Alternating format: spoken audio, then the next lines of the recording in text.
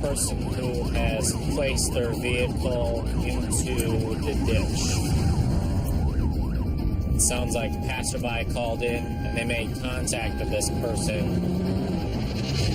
And the person is what they describe as intoxicated. So we're headed there right now.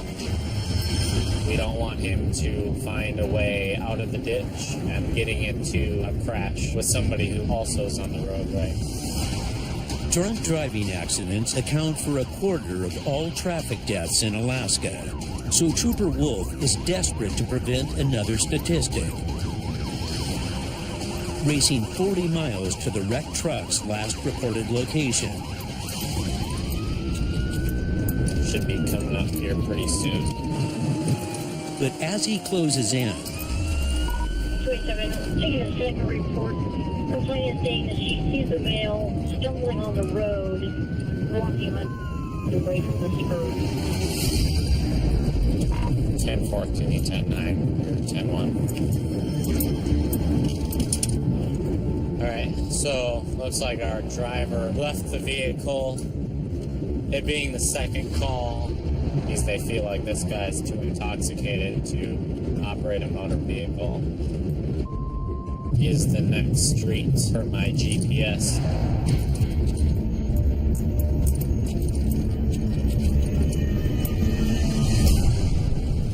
And I found the truck. That's pretty obvious. 27, 23 at the truck. We're gonna double check and make sure nobody's in this quick.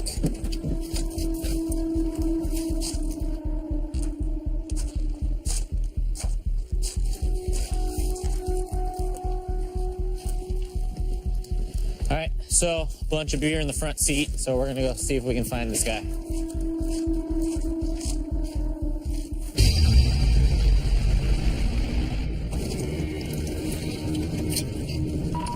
Continuing down. Usually that's a clue when there's alcohol and your truck is in the ditch. Hold on, 27. 27. Do we have a clothing description? Reported to be probably wearing a baseball cap, very dirty clothes. He described as a gout man. 10-4. So dirty, possible baseball cap. Oh man. Let's see if we can catch up to him before he ducks into a residence where we can't find him. it's been half an hour since the wreck was reported, so the men could be anywhere. Trail, nothing down here. He might be going to like the nearest possible residence.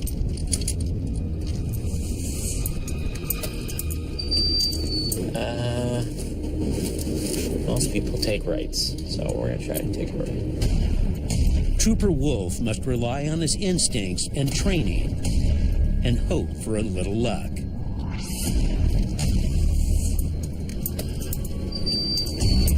Oh, snap. 27, 10-6 with the mailer.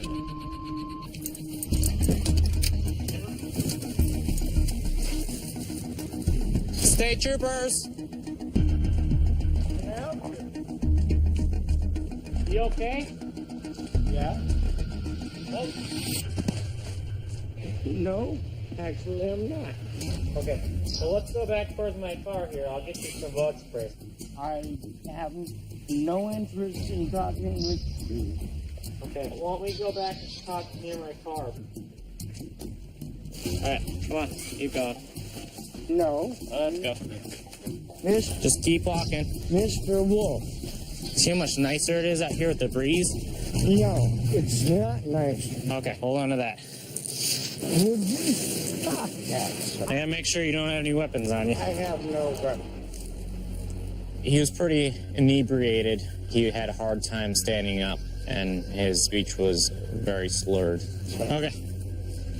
Go ahead and turn around. Just sit on the car. I don't. Okay, I don't want you to fall over. Just sit on the car. I have no desire. I know. 27, I'm in contact. ADL 2 Why don't you start, medics? You got a pretty big bump there on your noggin. Well, I have a number of mosquito bites. What did I do? We had multiple people say you were in a crash when you walked down here. I was not in a crash. Okay. It was my truck. So what happened to make the truck go down into the ditch? Apparently, the truck didn't make the turn. You're saying you were in the passenger seat or the middle seat? No, I'm not suggesting anything. Okay. Who else was in the truck with you? What's to suggest that I was in the truck? You told me you were. No, I didn't. You said the truck didn't make the turn, and you were coming from the truck. That's what I said. Yeah. But nobody saw me driving the truck. So if you weren't driving, you got to tell me who was. No, I don't. The men won't talk, so Wolf moves on to field sobriety tests. Can I have you throw your hands down your side? I need you to follow my finger with your eyes and your eyes only. Can you see the tip of my finger? I am not going to do this. Okay, so you don't want to do any tests right now? What is the point? I'm not going to drive. But you were driving. Nobody saw me driving. You did not see me driving. I was walking to my home. Okay, finish your drags there. Trooper Wolf's heard enough. I'm going to throw the handcuffs in the front. You okay with that? What? He detains the man on suspicion of driving under the influence We're going to go right in here. and returns him to the scene of the crime. We got car keys, so we're going to go back and see if they fit the car. 27, 10-8 with my 10-8, 10-19 back to the vehicle. So it's locked right now. That unlocked it.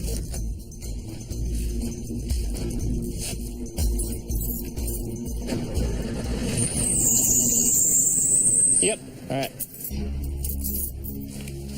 The keys in his pocket started the truck, so he's going to deal with the consequences. And I'm going to place you under arrest for DUI. For what? Because you're too intoxicated to drive. You even know it yourself. Damn. Alright. If convicted, the man faces a minimum 72 hours in jail, $1,500 in fines, and 90 days suspended license. It's his vehicle. The keys in his pocket not only unlocked the door, but started the truck. Just thankful that nobody got injured. He's okay, which is great, but we got to keep people accountable for their actions. All right, we're going over to the little white car.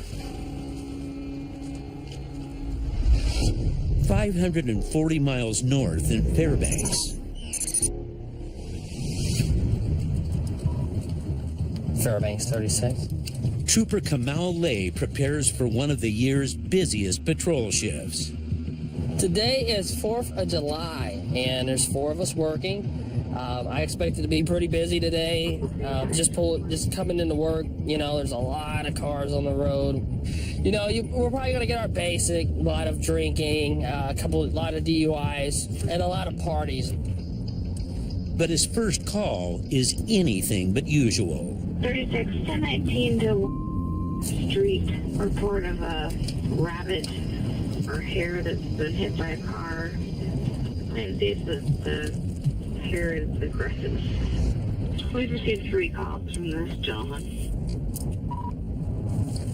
10-4, 10-19. This is pretty unusual. We get calls about moose and larger animals. This will be the first about a rabbit that is aggressive. The person who called us has called us about 3 times, so he's definitely concerned, and we'll see what's going on here. Guess you never know. Fairbanks 36, we're 23 the area.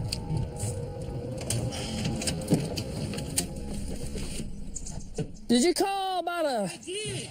what's going on? When I came in a minute ago and dropped my son off, there was a rabbit sitting out here at this abandoned house right up the road. In the middle of the road, and its whole left rear leg looked like it had been chewed on. And Okay. it wasn't moving. Of course, it's taken me 20 minutes to find somebody to deal with this rabbit. And I'll be honest with you, I Yeah. would shoot it, but I'm not willing to waste my 22 ammo on it. It's too hard to come by. I just don't want somebody getting bit by the thing.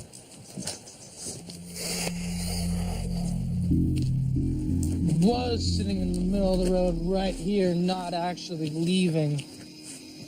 It was manged and it was pretty, Pretty in rough shape, huh? yeah. And it's a wild rabbit. It's not even domesticated. Nobody will deal with the thing. And he shouldn't have gotten very far. Right. But their four-legged suspect is nowhere to be found. To be honest with you, as long as he's out of the road, that's all I care about. Yeah. I just don't want anybody getting bit. Yeah, absolutely. I've called everybody. Who all did you I call? called the Fairbanks Police. I called the wildlife troopers. I called Fish and Game. I went on the wildlife website and ended up in Wasilla. There's a rabbit. But he doesn't look hurt. Right. Lighter colored, more whitish than him. Huh. Well, if you see him again, you know, give us a call. Yeah, we'll do. You know, we'll try to do the best we can. I mean, we don't. Yeah, well, like I said, I didn't want to dial 911 for it. I mean, Right. have it.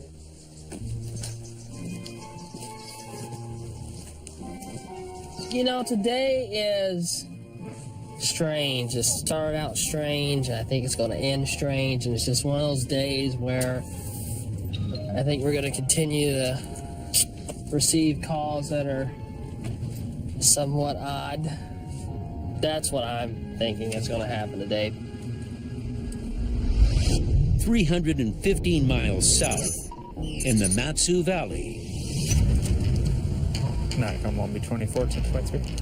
It's early afternoon, and Trooper Jesse Darby arrives on scene at a roadside wreck.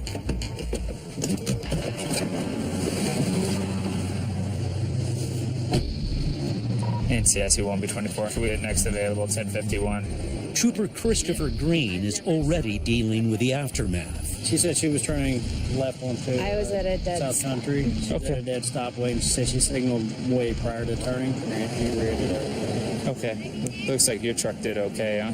Yeah. Luckily, no one was hurt.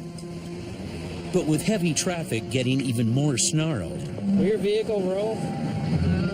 troopers must clear the road as quickly as possible. We could just try to push. It's a light car.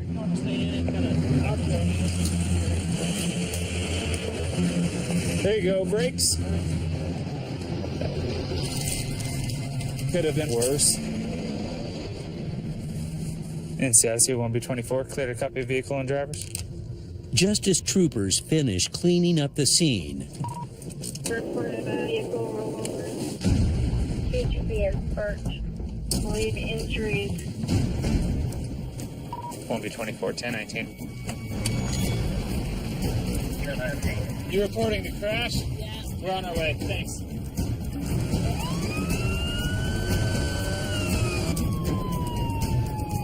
It's a rollover, possible injuries. We don't know anything else at this point. Typically in the summer, the crashes are worse because they involve higher speeds. It's literally right here.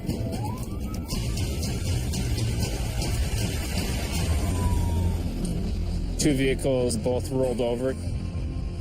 I haven't seen that very often.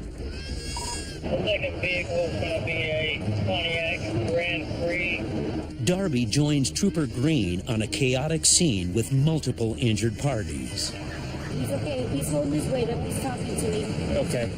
The driver of the truck is trapped inside his vehicle, alert and breathing, but unable to move. EMS on their way. He's holding our diapers against his head. The driver of the sedan was able to escape his vehicle, but is having trouble standing. He's trying to get up with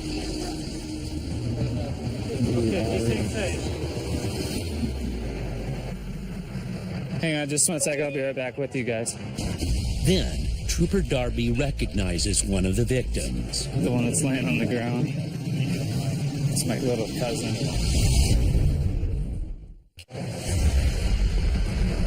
on just 1 second. I'll be right back with you guys. It's my little cousin, the one that's laying on the ground. Zach, it's Jesse, buddy. How you doing? Hey, Jesse. What hurts? My back. Your back? The bottom of my legs. Okay. Like, I don't think anything's broken. They're just telling me to be still. Yeah, anytime your back's hurt, especially in a car crash, you got to be real careful with it, okay? So the priority is going to probably be the guy in the car. They're going to probably try to get him out, and then we'll get to you, okay? I'm going to go check on a couple other people, and I'll be back to check on you, all right? Medics and fire crews soon arrive on scene and immediately begin extracting the driver from the truck. Don't move, Zachary. We got you, okay? Now, troopers turn their attention to investigating the crash. Did you see what happened? Kind of yes and no. All I saw was rollovers and a ball of dust. You didn't see where a vehicle started or anything? Okay. But tracking down a witness proves difficult. I couldn't tell you who did what. They were already in the ditch. Okay. Finally, Trooper Darby discovers a woman who was only a few feet behind the collision. What'd you see happen? The truck was in front. Okay. The car was in back. And then I was right behind the car. The car, I don't know what his deal was. He kind of started swerving to the side of the road and then overcorrected and parked right into the back end of this truck and took them both out. Your statement is going to go a long ways. Fire crews quickly extract the driver from the overturned truck and rush him to the nearest hospital for possible head and neck injuries.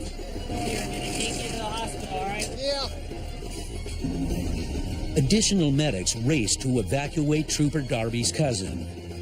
Zach, how you doing? My back's hurting a little bit. But find himself short-handed. Would you be able to roll him? Certainly. I have no other medics around. Okay. Are you family? It's my little cousin. Okay. We're gonna log roll him. Okay. Zachary, this is gonna hurt just a little bit, okay? I'm not gonna lie, bud. Okay, ready? 1, 2. Come on, Zach. How you doing, bud?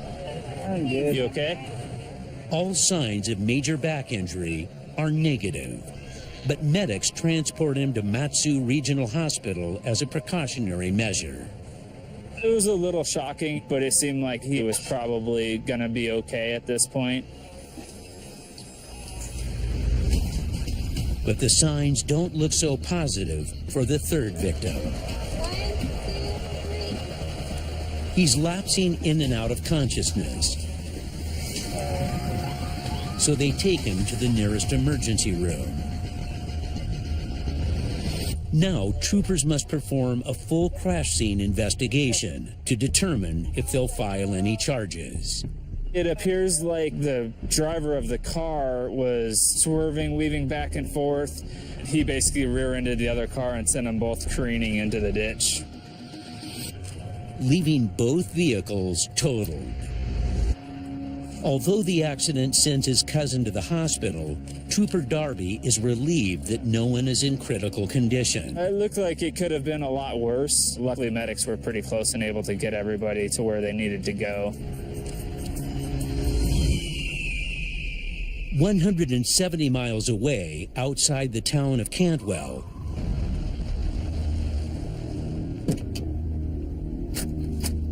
Wildlife Trooper Jim Ellison is headed deep into the backcountry to ensure local bear hunters are playing by the rules. There is the perception that there's no law enforcement out there, so they can do what they want. So we're going to go check the stations for compliance. Joining him on the journey is public safety technician Leo Farrow. Okay, we're ready. But getting there will require a rugged 10-mile ride through the heart of bear territory.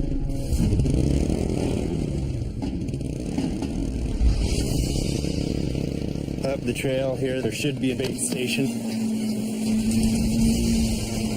Where you have a bait station, the bears are used to coming into that. So if there's any bears in the area, they'll be in this area here.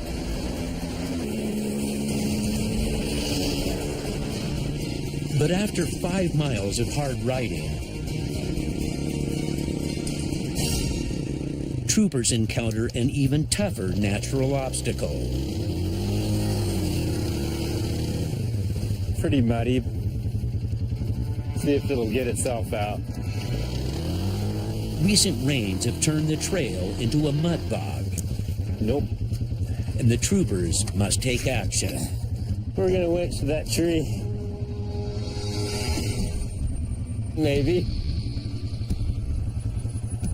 If they can't free their ATV in this remote location, they may be forced to abandon their patrol and the $4,000 machine with it. The nearest bait stations I know of on here are about 10 miles from the trailhead. We're not quite halfway.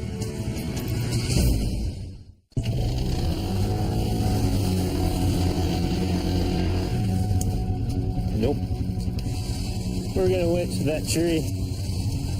The nearest bait stations I know of on here are about 10 miles from the trailhead. We're not quite halfway. Wildlife trooper Jim Ellison and technician Leo Farrow are stuck deep in the backcountry on a routine patrol. I'm underneath the surface is my problem.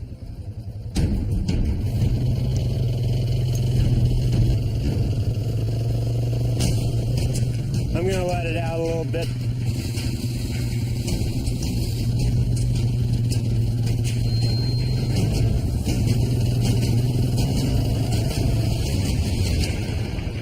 I'm out. Okay. Further ahead, the trail doesn't get any easier.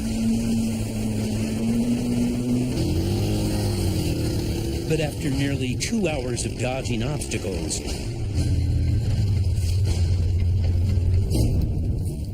troopers are rewarded for pushing through the mud. There's a sign right here.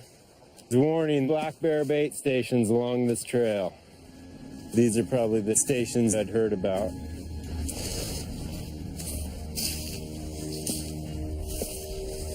And this one's still fresh from a hunt.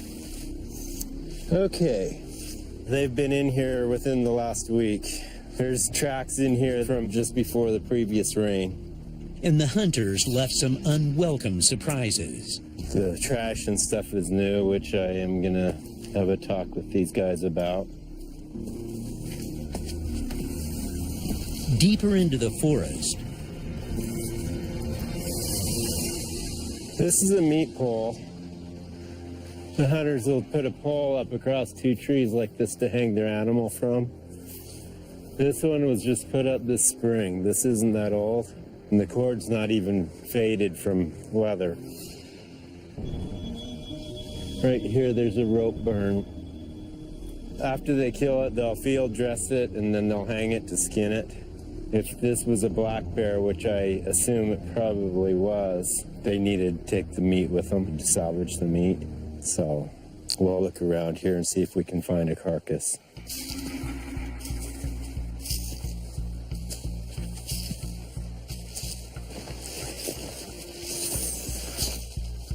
As warm as it is, if there's a carcass out here, it'll be smelling, so it shouldn't be too hard to find if there is one. hunters face serious penalties for wasting a bear carcass. Up to $10,000 in fines and possible jail time. All this trash and everything all over, so there's a pretty good chance there'll be a larger violation.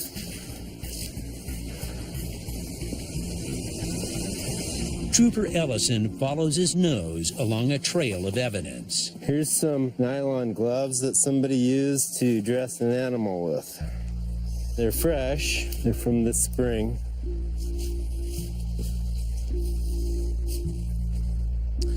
Here's some towels that they clean their hands with after they dress the animal.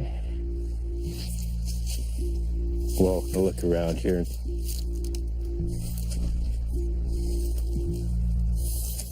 But a search of the area suggests these careless hunters at least had a respect for their kill. It shows me that they took the meat didn't leave it out here to waste, if we would have found a carcass, there would have been definitely an issue. But they could still face citations for littering on public land, a crime that carries a maximum of $1,000 in fines. If they don't clean it up by the end of the month, then it's going to be in violation. Mission accomplished. The more we get in the field and the more laws and regulations that we're enforcing, the more the people know that there's more of a chance that they're going to get checked. So they're going to think twice, no matter where they're at, before they break the law. In the back of their mind, they're going to wonder, where is he going to show up next?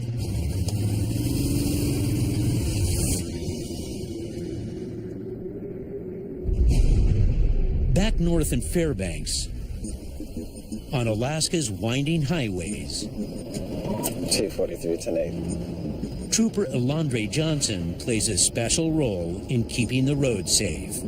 I guess in the business doing state trooper work, I'm what they call a rare breed of trooper.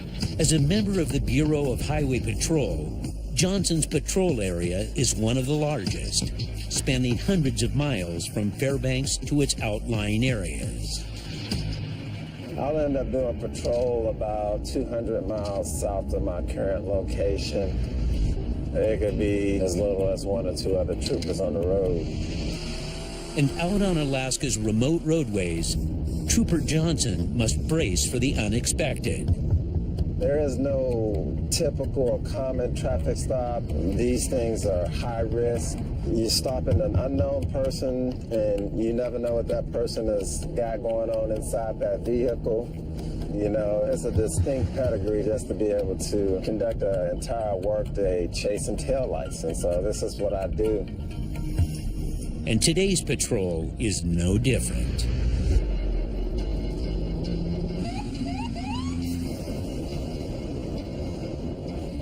T-43 on the 36 at Old Chino Ridge.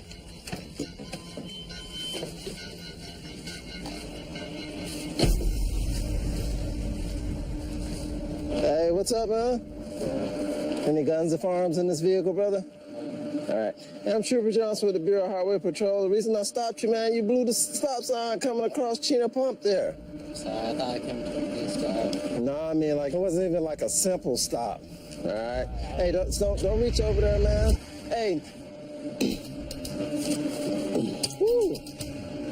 Like, what do you normally keep the marijuana at in this car? I can smell it, and it's like the universal smell, you know, like that smell that everybody knows what marijuana smells like. And you make me feel like a freaking idiot when you're trying to act like I don't smell marijuana. Ooh, like, what do you normally keep the marijuana at in this car? I can smell it, and it's like the universal smell, you know, like that smell that everybody knows what marijuana smells like. And you make me feel like a freaking idiot when you're trying to act like I don't smell marijuana. So I like to give you as much dignity and respect as I possibly can. So I'd like to ask the question again. Where's the marijuana? All right, do me a favor. Is there a gun under there? Pass me that marijuana, man, so you can keep yourself out of trouble. Can I get out? Oh, turn the key off. All right, now where's the marijuana at? It's under the seat. All right, go ahead, step out, man. All right, now where is it at? It's under the seat. All right, let me see your hand, man, because you're acting a little flaky here.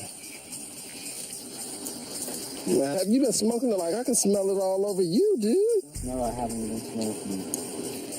All right, well, I can smell marijuana coming out of the vehicle, man, and you're acting kind of funny. Do you have any guns, firearms, anything like that on you? Guns or firearms. Okay, and you got nothing like that on you? All right. Do you mind if I search your car for this marijuana right here? Yeah, go ahead. Well, let's walk back here, man. His movements in the car were kind of suspect.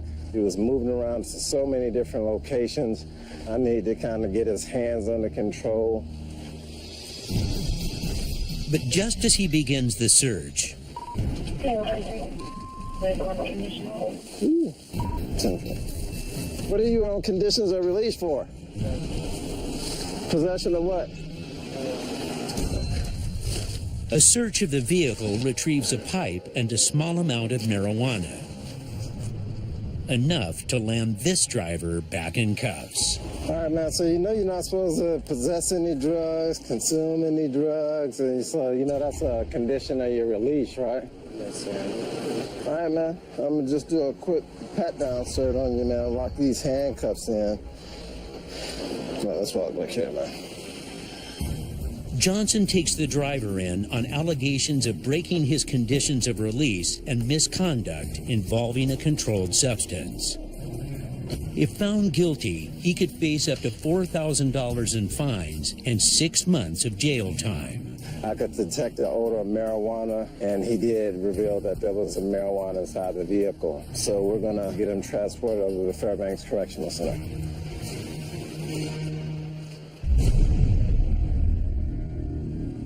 On the other side of Fairbanks, 36, that's 10-4. I'm right behind 35, so we'll be getting there together. Trooper Kamal Lay continues his 4th of July patrol. We're headed to a transfer site here in North Cole. We got a report that there's a gentleman that actually causes a lot of problems at this transfer site. He's there very regularly, and today it sounds like he is harassing a female, and he has showed maybe his private parts to the female. He doesn't like us, and most of the time when he deals with us, he's very hostile towards us, so things can get ugly pretty quick. 10-4. Fairbanks 36, both units are 1023 now. We're looking for a yellow car. Yeah, there he is.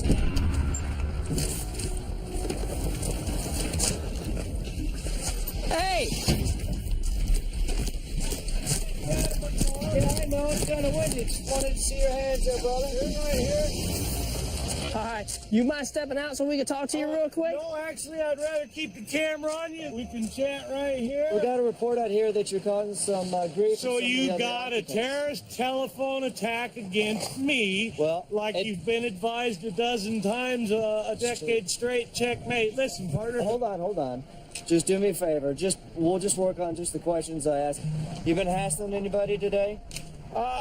They're harassing me. Okay, who's that? Who was it? Whoever called you is a terrorist cell. Hey, actually, it's not that complicated, and it happened just in the last few minutes. You don't know what might have happened in the last few minutes to bring us out here? I got a report that you're exposing yourself to people out here. Is that true? Of course not. They always lie. Why would False accusations. Why would somebody say that about you? Evidently, you have not tuned into subversive tactics used by the enemy. Your concern should be for me. National security emergency. Secure and protect me, the perimeter all around right me. Now, you look pretty secure right now. I am not. They're attacking me. They just sick the cops on me with lies. Here's the deal. Yeah. If we get called back out here again today for you behaving poorly with these other folks, we're going to arrest you for disorderly conduct, okay? Once again, I have not exposed myself or harassed the public. It's lies. Without enough evidence, troopers must let him go with a warning. Do you have any questions for me? I guess I'm only safe if I drive back to my house and park there. Oh, wait, no, I'm probably not safe there either, am I? Because they've sicked the cops on me there. All right. You have yourself a good day. Have a good 4th of July, all right? Get a clue. I don't get good days. Terrorist attacked by you and the devil's crew. All right, sir. All right, sir. We'll let you get out of here and be safe, all right, okay? Sir. All right, sir. Well, let's get you guys just paying attention to the damn thing.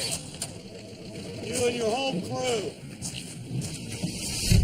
545 miles southwest, at the mouth of the Yukon River, Trooper Bill Connors is en route to one of Alaska's smallest native settlements. Thanks for ordering the sunshine. We're heading to the village of Nunamiqua. We've got a report of a burglary/break-in at one of the native stores there. It has a population of 100 and some people, so whenever you get crimes like this impacting this small of a community, it's going to have a lot of effects. I'm going to go there and interview the store manager and see if we can find the suspects. Thanks for ordering the sunshine. We're heading to the village of Nunamiqua. We've got a report of a burglary/break-in at one of the native stores there. I'm going to go there and interview the store manager and see if we can find the suspects.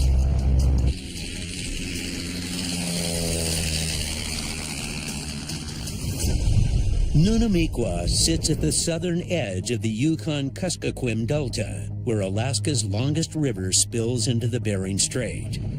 It can only be reached by plane, boat, or snow machine.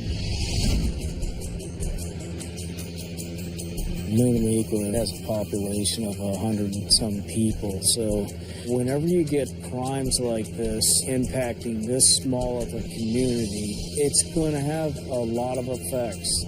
Out here, the law is particularly difficult to enforce. The last village police officer we had here quit his job in 2010. Since then, we haven't had any active village police officers, tribal police officers, and of course, we don't really have a state trooper post. Hey, how's it going, Daryl? Good to see you, bud. Thank you, sir. Enjoy your guys' beer. Yeah, thanks. Nunamiqua means the end of tundra in the local Yupik language, and for good reason. It's a boardwalk community, except for some of the newer part of the village. As you can see, it's all delta. So the ground is always moving and the buildings are always settling. We get a lot of flooding here. The burials are done above ground. They just put them in containers and that's how the families conduct the services. In the center of town sits the region's only store, just reopened after being shuttered for close to 6 years. And it's already, since they've been open, had 2 burglaries. So we want to try and put a stop to it as fast as we can. Just weeks ago, the vital source of food and supplies was ransacked.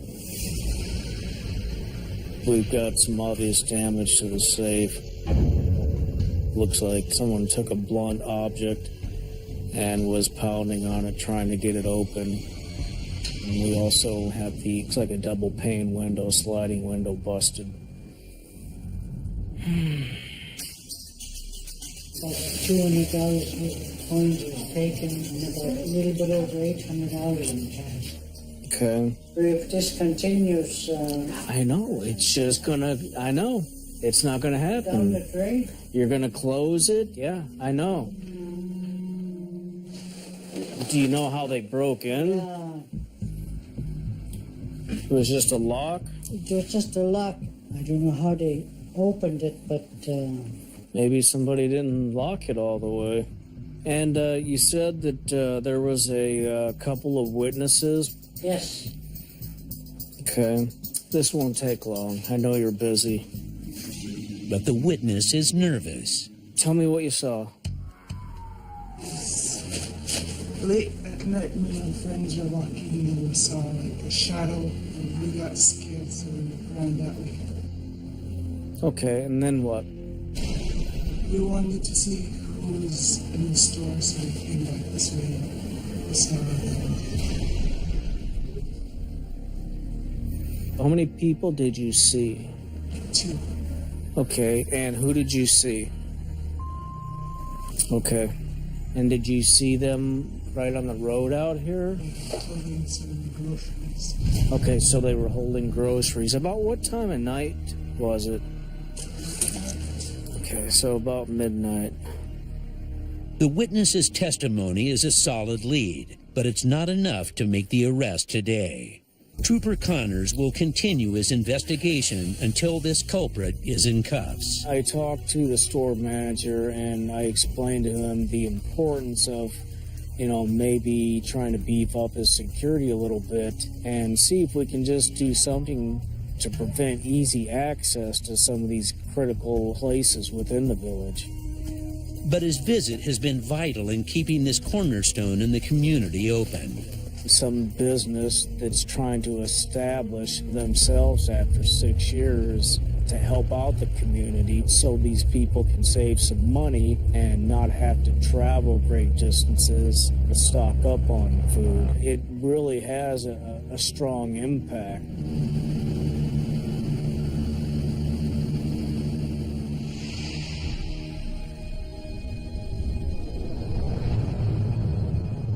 Back in Fairbanks, Trooper Alondre Johnson continues his busy patrol on Alaska's highways. 243, 1036.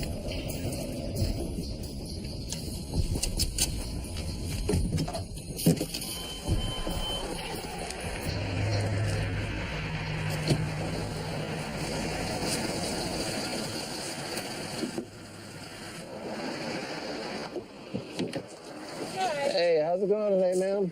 Alright. Trooper Johnson with the Bureau of Highway Patrol. The reason I spoke to you, this is a posted 50-mile-an-hour zone, and you were cruising through at like 56 miles an hour. Yeah, I know. I'm sorry. It was Okay. work. It's been a hectic day. All right, where you headed to now? Home. Okay. You have a valid driver's license, insurance, and registration? I don't have a license. Okay. What's the deal with your driver's license? It's suspended. Okay, what is it suspended for? I got a DUI in December. Sorry, it's my mom. I'm going to tell her I'm getting arrested. Hello? I'm getting arrested, so I was speeding and I don't have a license, so I'm going to go to jail. Can you come bail me out? Okay, well, I'm ready. You step out on that side over here. All right, do me a favor, turn around.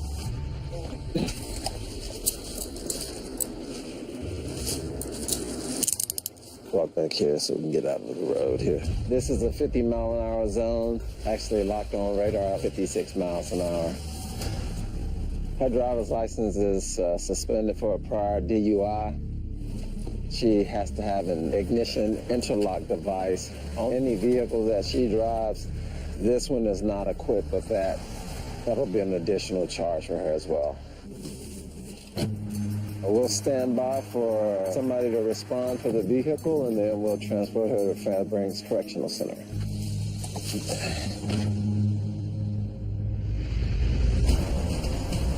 Across town. So Fairbanks Police Department contacted us for assistance. It looks like somebody was able to steal one of their unmarked patrol vehicles or an unmarked vehicle of some kind and then put it in the ditch. After crashing the vehicle, the suspect fled into a densely wooded area. And now, troopers are on the hunt. Right now, we're not sure if the guy has any weapons. FPD's got a good perimeter set up. We're going to go assist them with a canine unit, looking for a track, trying to locate him. We're going to work as an overwatch for Trooper Rollo and Canine Skippy. Sounds like he's actually still in handcuffs and slipping to the front, so that'll make it a little bit easier to find him.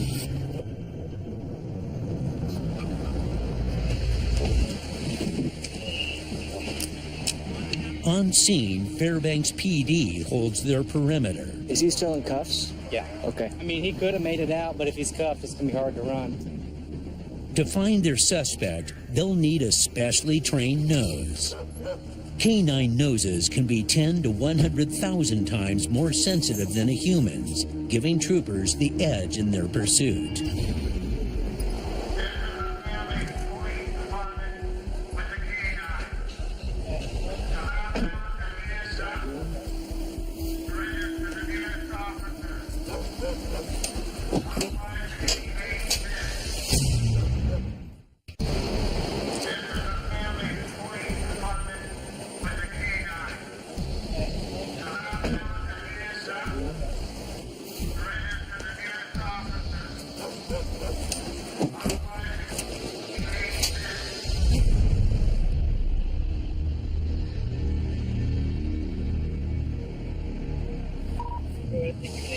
I got you.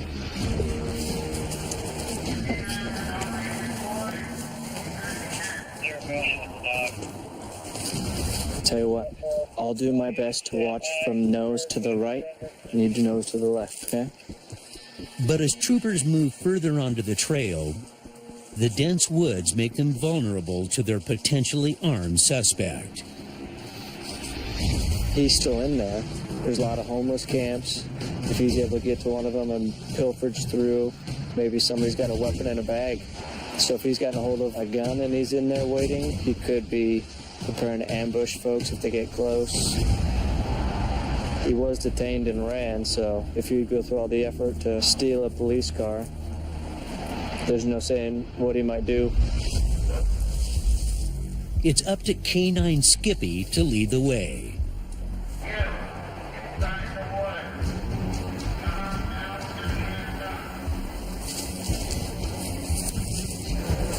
What's that right in front of you? Is there anything back there? Skippy's nose takes them to a nearby campsite with plenty of places to hide. I just saw shiny silver, so. State troopers with a canine! Speak to me now, or you may be bit!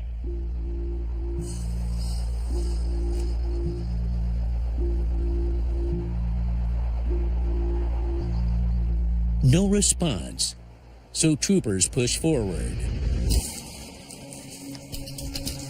Let's just keep going that way.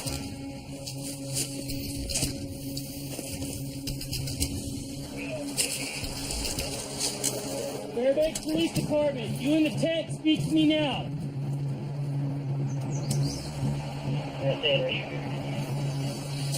Fairbanks Police Department, you in the tent, speak to me now.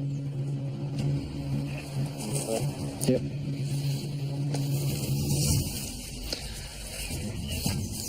I got you.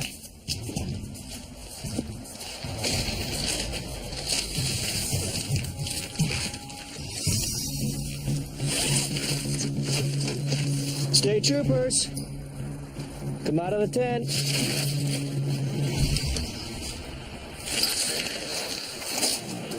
Keep the others.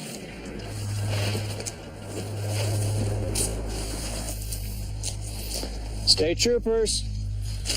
After checking several other tents in the area, Fairbanks Police, you in the tent, speak to us now.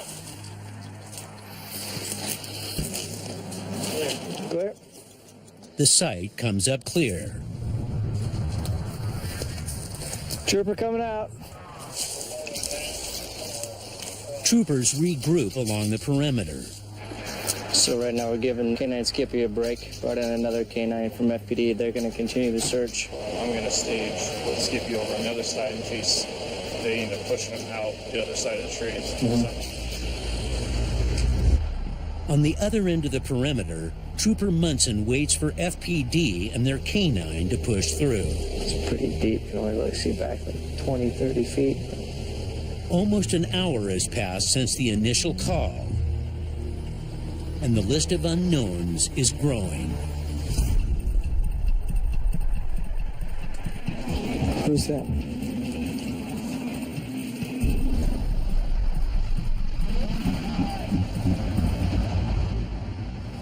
Clear channel, we got movement. Okay, we're moving.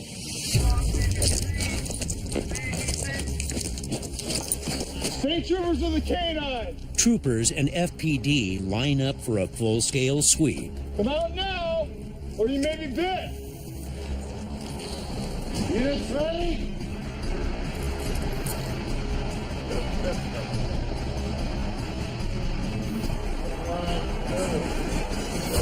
Skippy's a good K9. Pretty confident that he'll lead us to our man. They make one final push. Sun's going down, so definitely puts us a bit of disadvantage, but it's a good thing the dog can smell in the dark.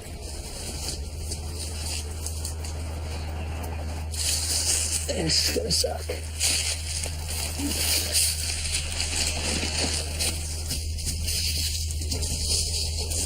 I hear crushing in front of you. I just don't want to get in front of the dog. Got anything back there?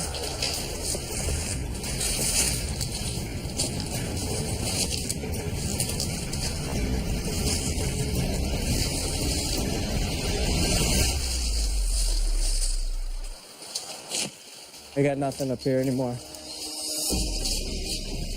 Troopers come out empty-handed, but they're not giving up. The good news is now we know where he's not. Looks like now we're going to try some of the other track that went to the east instead of this to the west.